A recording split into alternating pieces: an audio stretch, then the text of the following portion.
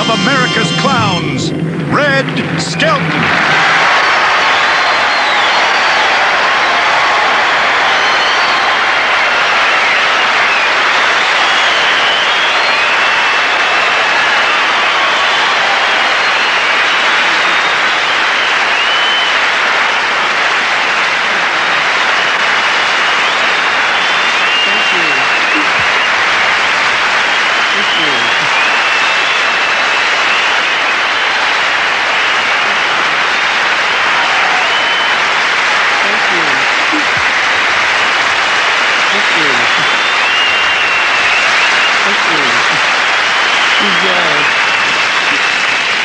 Well, you can't top that. Good night. Thank you very much, ladies and gentlemen. You know, it's always quite flattering when you walk out and hear applause without doing anything, you know. And that's probably the most applause I'm going to hear all evening, so I'm going to be smart and say good night. Actors are like that. They're always afraid that someone's not going to remember or recognize them. You know, like I was coming down the street this afternoon. There was a group of people there, and I didn't think anybody recognized me. And a voice yells, "Red Skelton's in the crowd!" And they all turned around and looked at me. I was so embarrassed. I was sorry I yelled.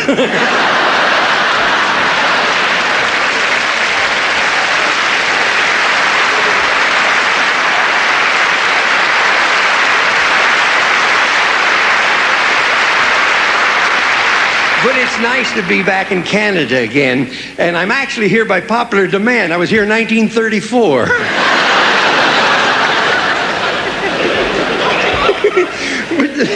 But I have a lot of fun everywhere I go. I make it sort of like a vacation. As a matter of fact, I said to my wife, "Would you like to go on a vacation?" She says, "No, our marriage is a vacation." Well, she didn't exactly say it that way. Said, "When I married you, you were my last resort." That's the way.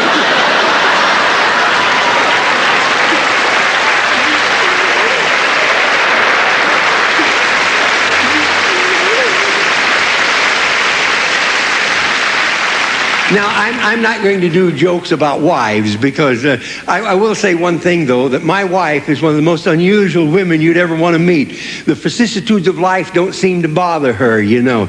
I walk down the street and ladies recognize it, "Red," and they give me a kiss on the cheek, and she never gets jealous, you know.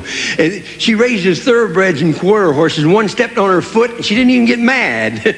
So I think somebody like that, you should always be nice and say nice things. But wherever she spits, grass never grows again.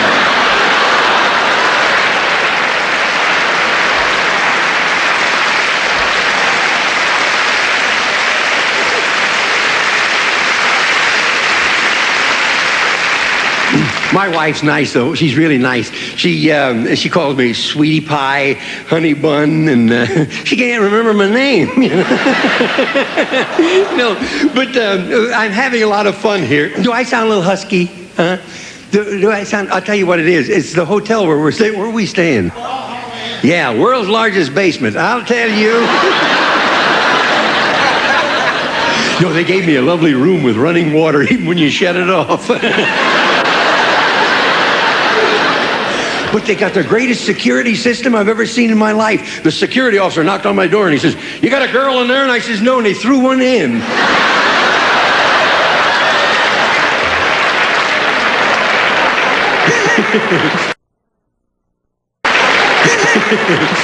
But the reason I get a little husky, the change of climate. I came from the desert up here, see, and last night it was so cold in my room, one twin bed got in with the other one. I'm a 33rd degree Mason, and last night I went down 4 degrees. I couldn't sleep all night long. My teeth are chattering. I finally got up and took them out of the glass. But no, it's a nice hotel. It's a nice hotel. They got a real bellhop over there. This guy's got one leg.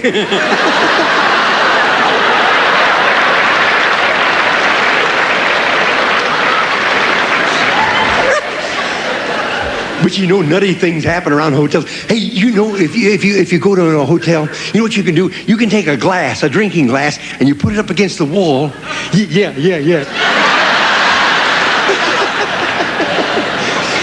put it up against the wall, and you can hear everything in the other room. Last night, I'm standing there. What do you think I hear? A guy on the other side with a glass.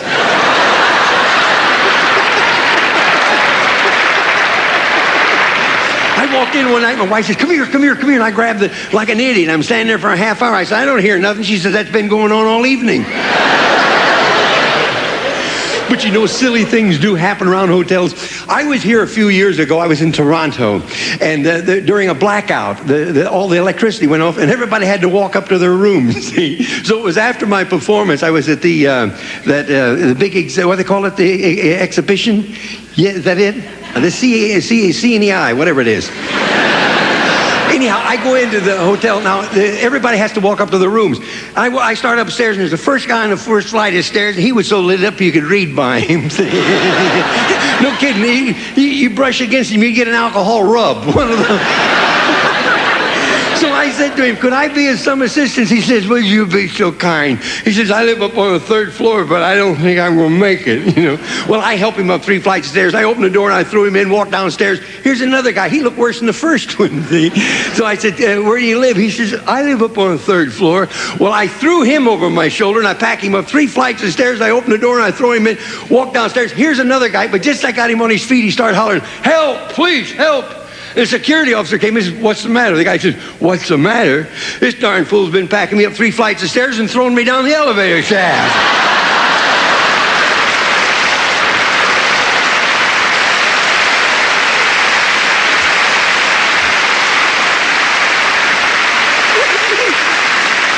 And one night there was a lady called downstairs, and she says to the room clerk, there's a man up across the court. He's taking a bath, and he has the shades up. So the security officer goes up. He says, well, lady, you can't see anything but the man's head. She says, is that so? Is that so? Get on that dresser and take a look.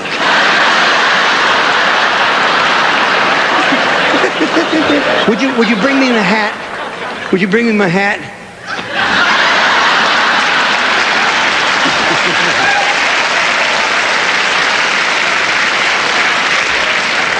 You know good help is hard to get these days. Okay, we got a maid that's been with us for 9 years, and I said to her the other day, I says, Maisie, I can write my name in the dust on the piano. She says, education's a wonderful thing, ain't it?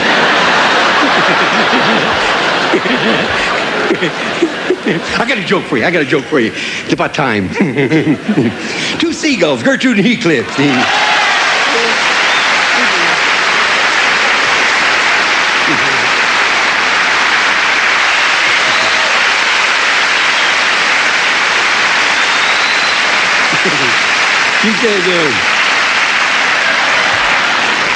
He said, boy, I'm tired. She said, what are you tired about? You haven't been doing anything. He says, do you realize that every day I do this about 45,000 times a day? She says, you're putting me on. He says, no, 45,000 times a day I do this. She said, wouldn't it be easier to buy some deodorant?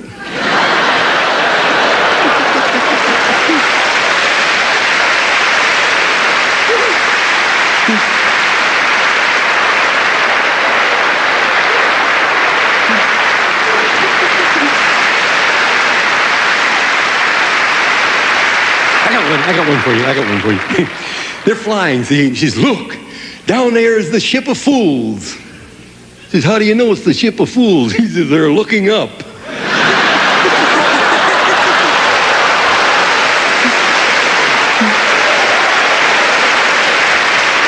I got a joke. There's an elephant talking to a hippopotamus, and the elephant said, you know... The elephant said, you know, damn it.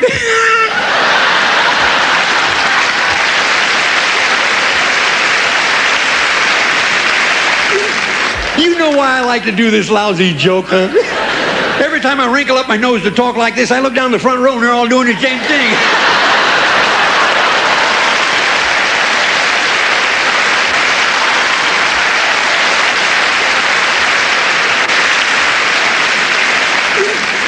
The elephant, they said to the hippopotamus, he said, you know, there is nothing worse than a cold in the nose. And the hippopotamus said, you never had chapped lips, have you?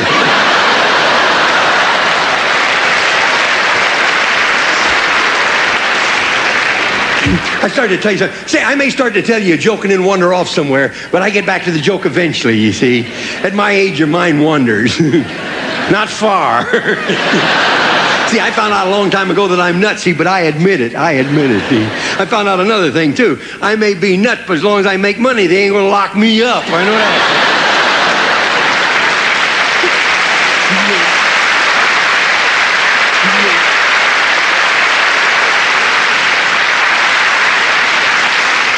I'd like to do a little pantomime now for you of a little old man, and a door. Little old man and the door.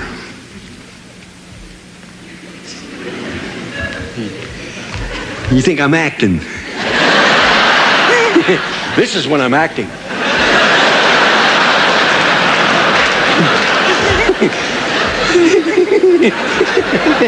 We got a nudger down here. You know what a nudger is? I tell a joke, she explains it to him, and he says, yeah. Little old man and a door.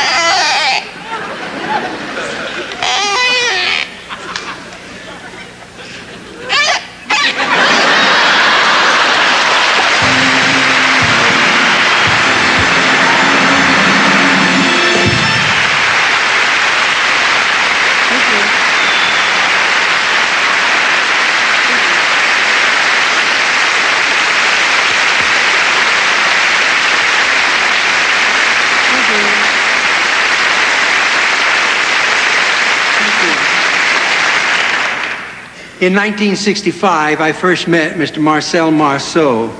He was on my television show. We did 3 specials together, one for the United Nations, and one time he took over the show for me when I was very ill. We're very dear friends, and it's a great honor to be with the gentleman again. At this time, Mr. Marcel Marceau will now present his romantic rendition of the Tango.